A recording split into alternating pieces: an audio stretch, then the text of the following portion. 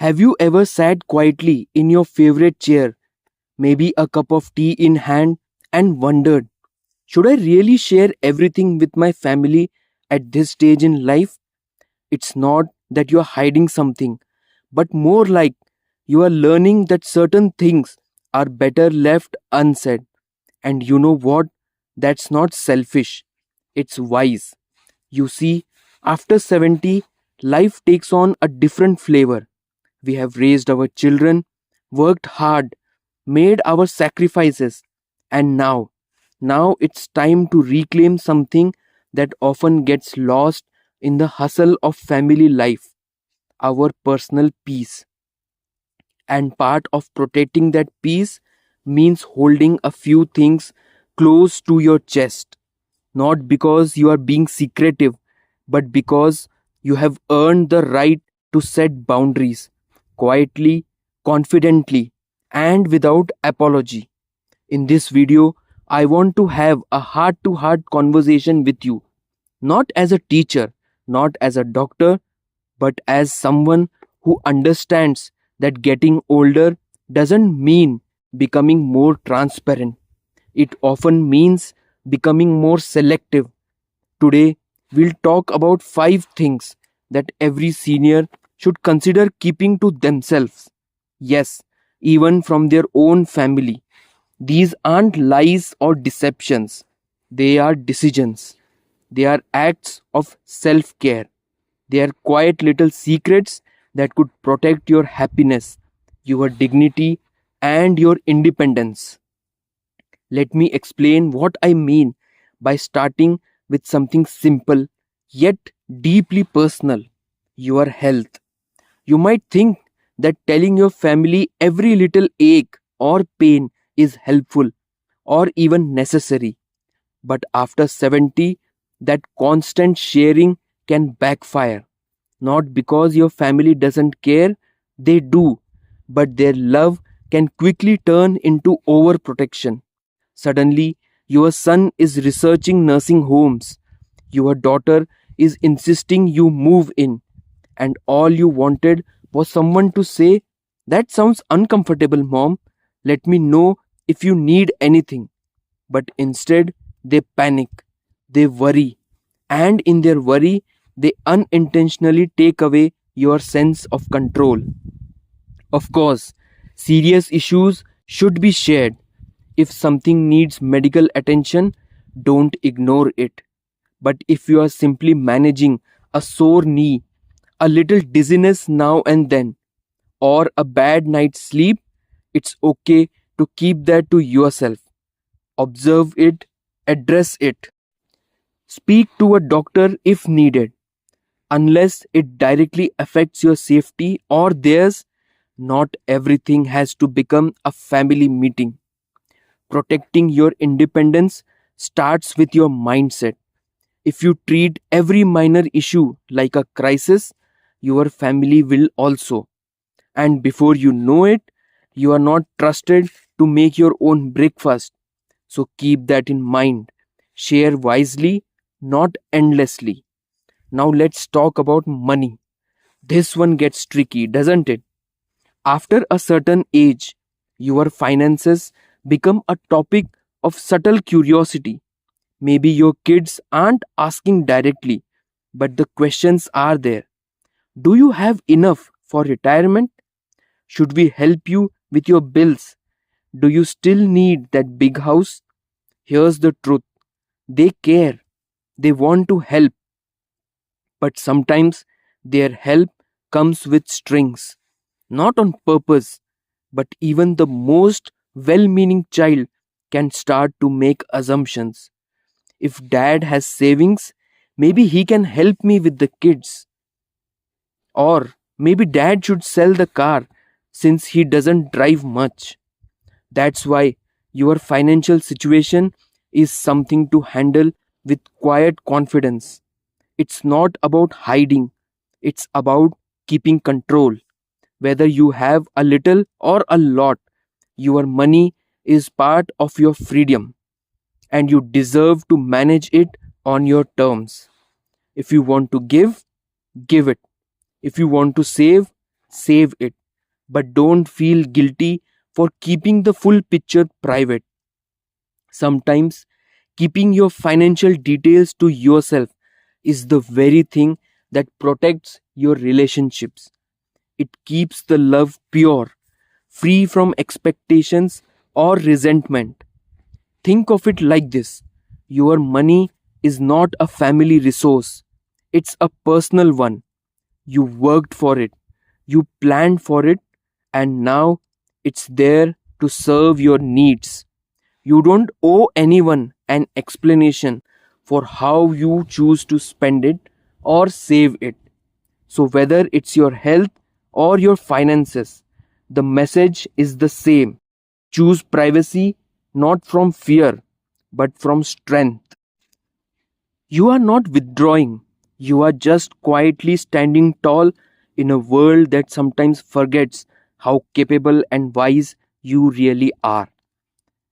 And isn't it funny how, at this stage, silence becomes a form of self respect? You have said a lot over the years.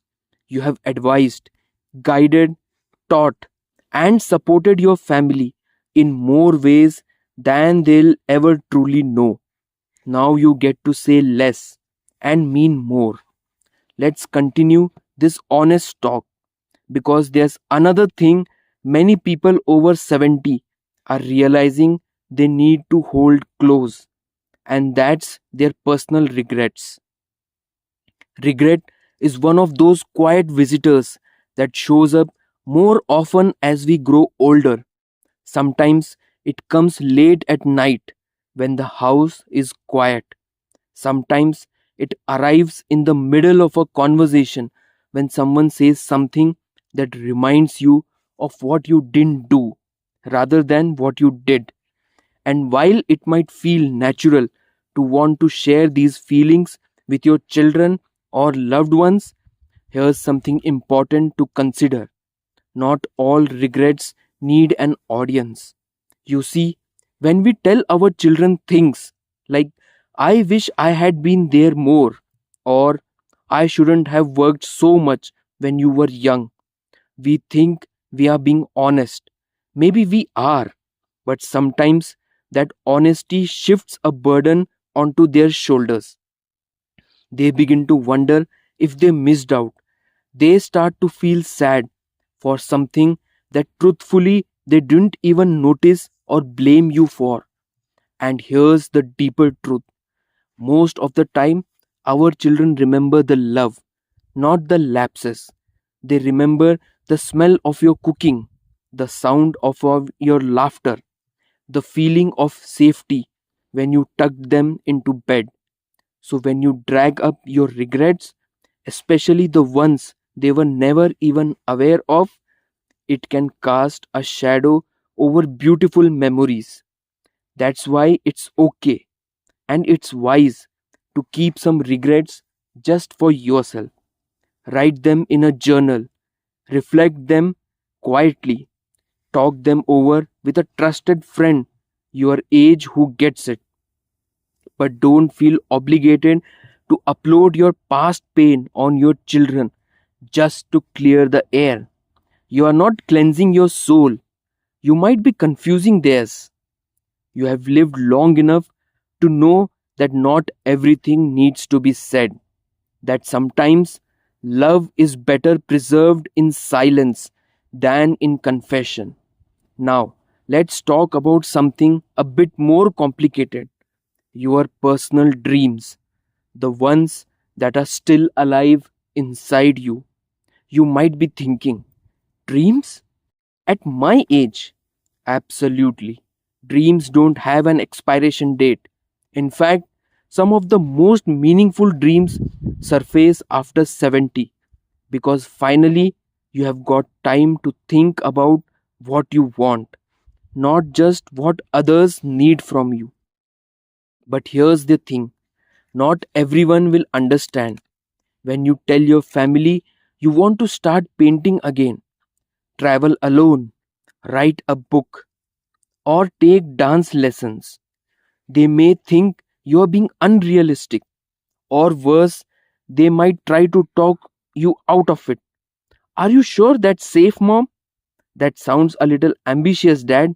Maybe just take it easy.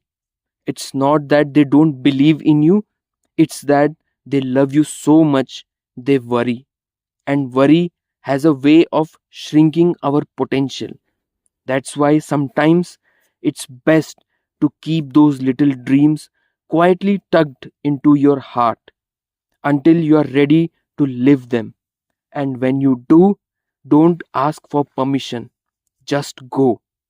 You don't have to explain why you are suddenly taking afternoon walks to a new place, or signing up for an online class, or reading books about something totally new.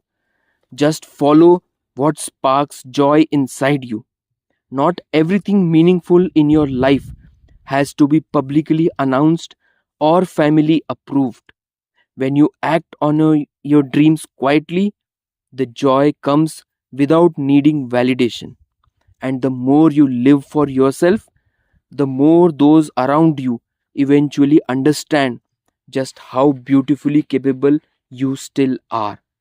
So here we are. You have already kept your health in check without panicking anyone, guarded your finances to protect your independence, left your regrets where they belong, and nourished dreams without needing applause. There's one more secret though, one more quiet choice that can bring you peace and strength in ways your family might not expect. And it has to do with how you handle your emotional struggles, the loneliness, the doubts, the worries that creep in now and then when the house gets too quiet and the days start blending into each other. You might think that being honest about those feelings will bring you closer to your loved ones, and sometimes it does, but often it only makes them feel helpless. They want to fix it. They start calling more, checking in constantly, worrying that you are not okay. And while that attention can feel comforting at first, it can quickly turn into pressure to appear happy, to prove you are doing fine. And suddenly, your safe space, the space to be human, to feel your feelings, gets taken away by good intentions. That's why it's okay to have quiet struggles. You don't always have to explain yourself. Cry if you need to.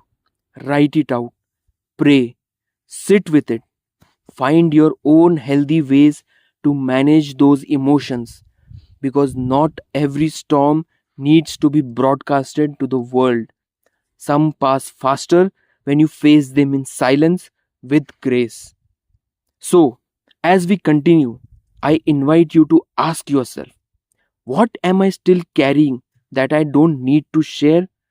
What would it feel like to live a little more privately, not in isolation, but in quiet confidence?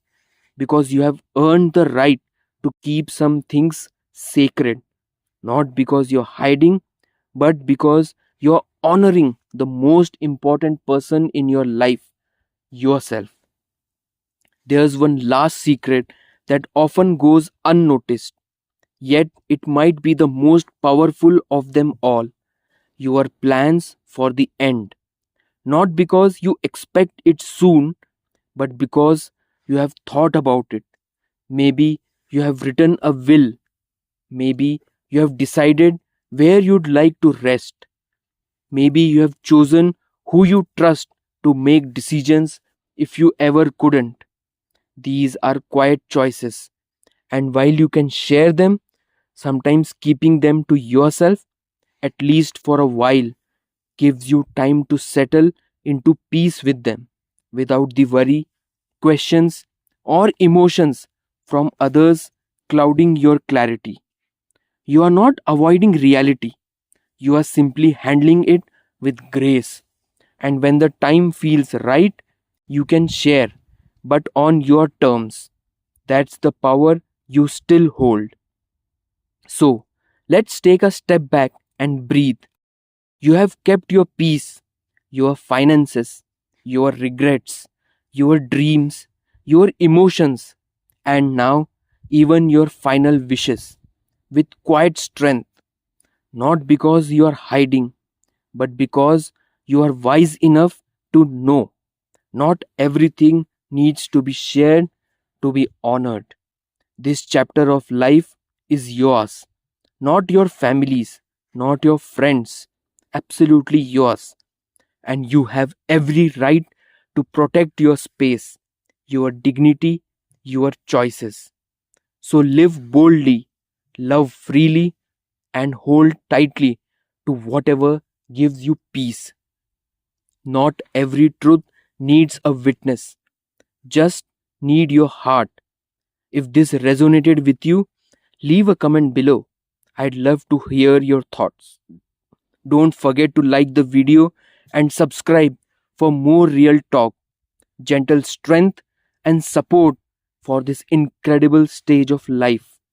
Here's to living your best life quietly, powerfully, and on your terms. Thank you for watching and see you in the next video.